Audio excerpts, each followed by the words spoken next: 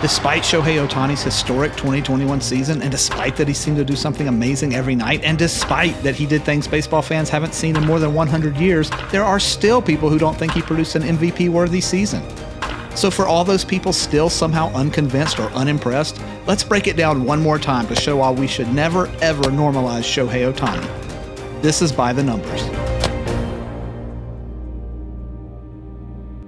Let's start with the basics. Ohtani hit 46 home runs, drove in 100 runs, and scored 103 runs. He also had a league-leading 8 triples. That combo alone will almost always put you in the MVP conversation. But dig deeper and the picture becomes even more clear.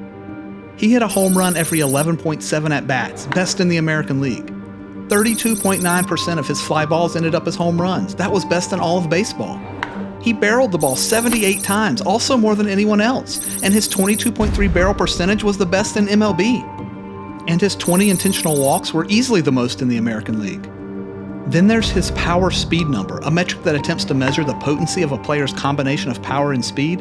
Ohtani's was 33.2, of course, the best in all of baseball. Still not convinced? Okay, but it's important to remember this. He also pitches! Ohtani had a WAR of 9 according to Baseball Reference, easily the best in baseball, and about half of that came from his work as a pitcher.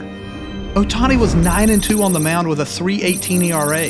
He also struck out 156 batters in just over 130 innings. That's a good year for anyone, but it's extraordinary for a part-time pitcher. And he wasn't just getting lucky outs, he was dominant and nasty. He had 4 effective pitches, including a fastball that hit 101 miles per hour. His most effective put-away pitch was his split-finger fastball, which generated a nearly 49% whiff rate and held opponents to an .087 average. The average exit velocity against him was around 88 miles per hour, which means he consistently held batters to weak contact. Overall, he held opponents to a .207 batting average and a .286 on-base percentage, meaning he kept batters off base all season, which is literally the #1 job for a pitcher.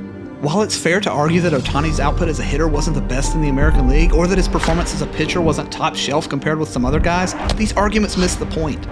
Ohtani doesn't need to be the literal best in either category to have tremendous value.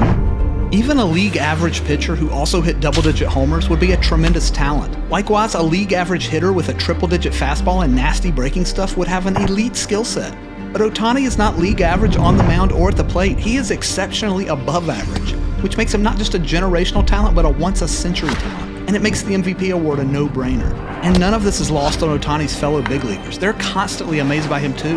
Mets pitcher Marcus Stroman even called Ohtani a mythical legend in human form. No lies detected. So yes, Ohtani is the easy choice for American League MVP. The voters have spoken, the players have spoken. There's no need for more debate. The only question now is how many more MVP awards Ohtani has in his future. He does it again. A mile high toward the wall. Shohei Ohtani! Seriously, are you kidding me?